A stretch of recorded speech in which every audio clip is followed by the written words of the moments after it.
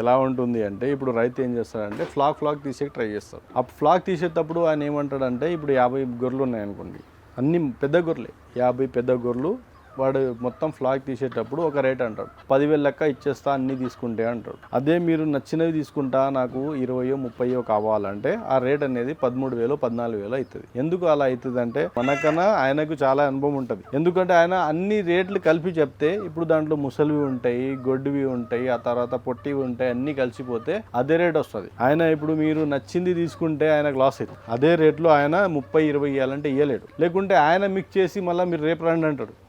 సరే అలా కావాలంటే కూడా ఇస్తా, నేను అన్ని మిక్స్ చేసి ఇస్తా అంటాడు. ఆ విధంగా ఉంటుంది అనమాట.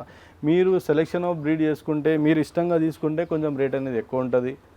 అదే ఫ్లాక్గా తీసుకుంటే రేట్ అనేది తక్కువ వస్తుంది. మనం బ్రీడింగ్ చేస్తున్నాం కాబట్టి మనకు అన్ని ఫీమేల్స్ దగ్గర 3 to 4 years నడిచే ఫీమేల్స్ తీసుకోవాలి కాబట్టి 2-4 పండ్ల మీద ఉన్న ఫీమేల్స్ తీసుకోండి. మేకల్లో అయినా సరే, గొర్రెలైనా సరే. అవి ఏ విధంగా అంటే రేట్ రూపాయి ఎక్కువనే పడుతుంది. హైట్ చూసి 2-4 పండ్ల మీద ఉన్న ఫీమేల్ తీసుకుంటే మన ఫామ్ అనేది రన్ అవుతుంది. మీరు టోటల్ ఫ్లాక్ ఒకేసారి ఒక తక్కువలో వస్తుందని చెప్పి తీసుకొచ్చి 6 నెలలకో సంవత్సరంలో ముసలివి అవుతుంటాయి, 2-4 తీసేస్తుంటే మీ ఫ్లాక్ అనేది తొందరగా అభివృద్ధి చెందదు. ఇంకోటి ముసలివి ఉంటే అవి పిల్లలు వేసినా పిల్లలు కూడా బతకవు, మోర్టాలిటీ ఛాన్సెస్ ఇవన్నీ అవుతాయి.